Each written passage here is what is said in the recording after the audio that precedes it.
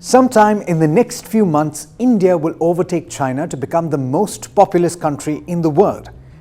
But before we talk about what this means for our country, let's draw a picture of how we got here.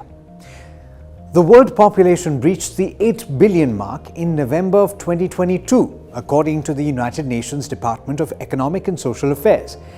The graphical representation of the explosion of population that brought us to this point is mind-blowing.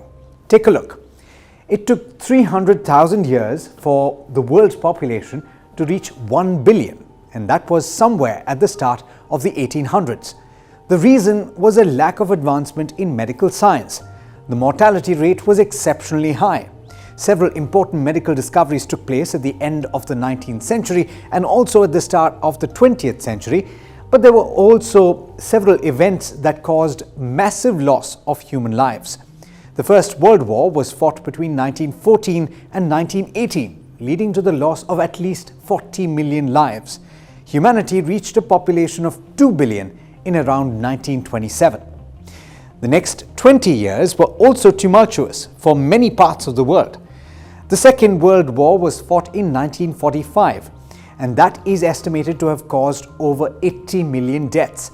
And that was, at that time, about 3% of the world population. But still, in 1960, 33 years after humanity added its second billion, we hit a population of 3 billion. Population growth at that time was the fastest ever recorded, between 1962 and 1965, when it was on average increasing 2.1% per year. And that meant that the next billion was added in just 14 years.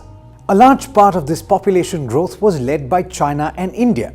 Asia as a whole saw its population rise by 75% over this period, rising to over 3 billion in 1987 and accounting for nearly two-thirds of the global population. At the end of the millennium, in 1999, we had reached the 6 billion mark globally. It then took another 11 years to hit 7 billion and a further 12 years after that to hit 8 billion. And that brings us to the present. The numbers do seem alarming, but the human population is no longer growing exponentially.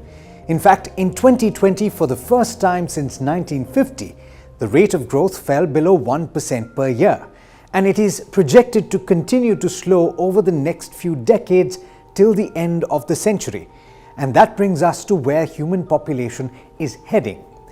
Based on the current trajectory, we're likely to see global population hit the 9 billion mark around 2037 and then 10 billion in 2058. But we'll stay around that 10 billion mark for the remainder of the century. According to the UN World Population Prospects report, more than half of the projected increase in global population between now and 2050 is expected to be concentrated in just 8 countries: the Democratic Republic of Congo, Egypt, Ethiopia, India, Nigeria, Pakistan, the Philippines, and the United Republic of Tanzania. So, where is India's population heading? As we said at the start, India will likely overtake China as the most populous country in 2023. At the start of 2022, the two countries were neck and neck.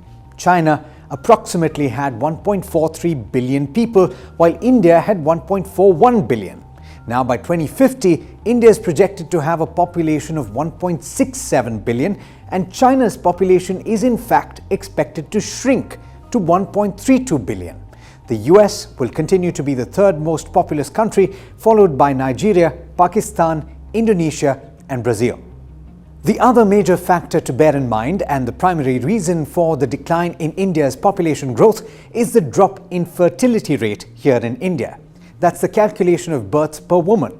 According to the United Nations, India's population growth is stabilizing, with the total fertility rate having dropped from 2.2 in 2015-16 to 2 at the national level. This is the result of decades of work in promoting family planning. But there are still states in the country that continue to have a higher fertility rate. Those include Bihar, Meghalaya, Manipur, Uttar Pradesh, Jharkhand, and Madhya Pradesh. Going forward, the fertility rate is seen dropping further, leading to a bigger moderation in population growth. But it's not enough to simply look at the growth in population. We also need to look at the composition.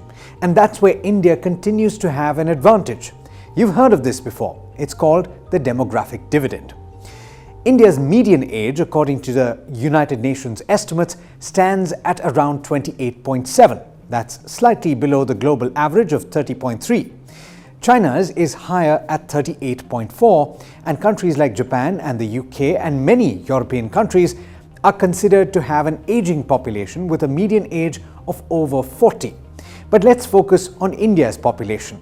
According to estimates, 68% of India's population is between the 15 to 64 years of age right now, while people aged 65 and above comprise 7% of the population. Over 27% of the country's population is between the ages of 15 to 29. At 253 million, India is also home to the world's largest adolescent population. And what's more, we'll continue to have one of the youngest populations in the world till 2030, presenting us with a massive advantage as a huge number of people enter the workforce. But that's also a challenge for the government to ensure the creation of jobs. Now, compare that with China. You're probably familiar with the one-child policy in China that lasted till about 2016. That resulted in a big drop in births, but it also caused a big shift in the composition of the population. The population above 60 currently stands at close to 19%, and that's expected to rise rapidly over the course of the next decade and a half. The Chinese government has now allowed families to have up to 3 children and is even incentivizing childbirth. And that composition of population is what is going to give many countries and many governments major headaches over the coming decades. Countries with a higher percentage of older people will have to prioritize the availability of healthcare and pension facilities.